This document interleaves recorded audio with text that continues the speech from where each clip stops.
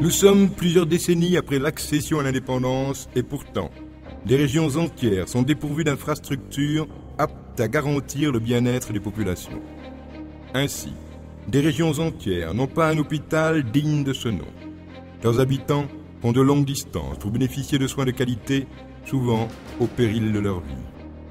Le président de la République, son Excellence Macky Sall, qui a effectué plusieurs tournées dans ces zones et constaté la grande peine qu'éprouvent ces populations pour se soigner, décida de mettre fin à cette situation.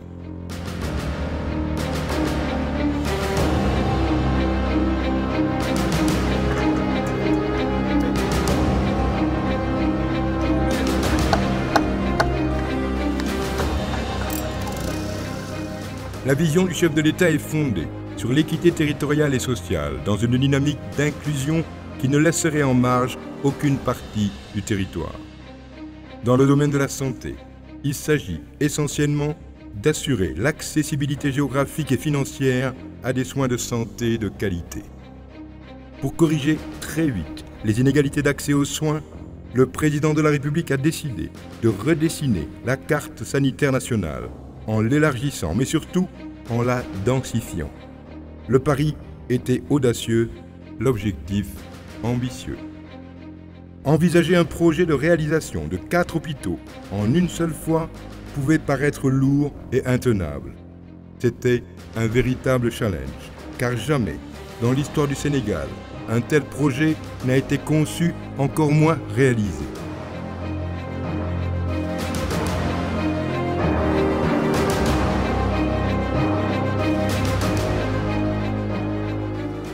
Une option résolue et un choix fort quand on sait que la santé constitue un intrant essentiel du bien-être et de l'émergence économique. Si le capital humain, axe majeur du PSE, est une richesse, il n'est possible d'en tirer profit que si ce capital est protégé de la maladie et de l'ignorance. Pour donner la pleine mesure de leurs aptitudes, les hommes doivent avoir intacts leurs moyens physiques et psychologiques. Kaffrine, Kédougou et Sédhiou, 3 régions jeunes, parmi les dernières à être érigées à ce rang, mais à qui il manquait un hôpital régional. Avec la fin de ce projet majeur, qui aura duré une trentaine de mois, la donne a radicalement changé pour les régions bénéficiaires. Elles n'auront plus à envier les plus anciennes. L'inverse pourrait même se produire sans trop étonner.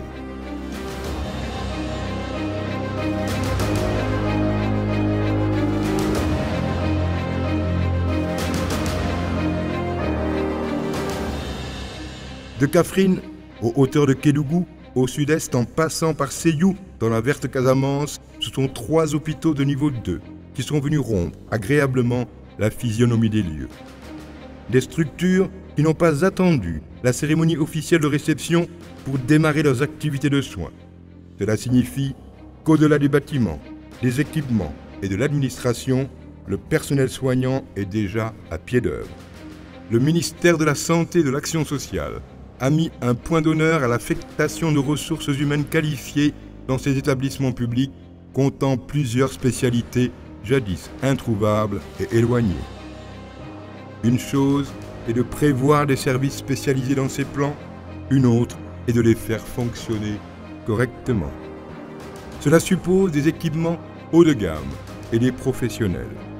En ne prenant que l'exemple de l'imagerie médicale, on est frappé par le niveau, la qualité et la diversité des outils. Radiologie classique, numérique, mammographie, échographie et scanner multibande.